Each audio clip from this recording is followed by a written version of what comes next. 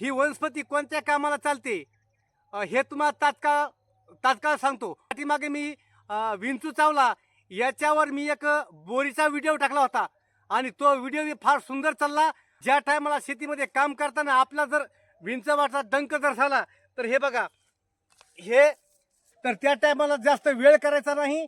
ह्या बिलायताची मुळी उपटायची अशी मी तुमच्या समोर उपटून दाखवली आणि ह्या ठिकाणी ह्या वनस्पतीची अशी मुळी, ही मुळी घ्यायची आणि ज्या ठिकाणी आपला विंचवाचा डंक मारला, बोटाला हो अगर मनगटाला हो, जास्त करून हातालाच विंचू चावतो आणि पायाला, तर ह्या बिलायताचा असं एकदम बारीक चूर्ण करून ह्या ठिकाणी ज्या ठिकाणी विंचू चावला असं ह्याला घासायचंय आणि असं थोडं थोडं दाबून धरायचंय।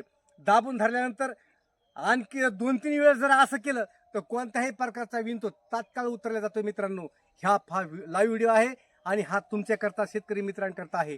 जर त्याचा फायदा जर उचलायचा असला तर तुम्ही ह्याचा फायदा उचलू शकता। मित्रांनो, चलता चलता हा व्हिडिओ मी टाकून देतो। जय जवान जय किसान मित्रांनो।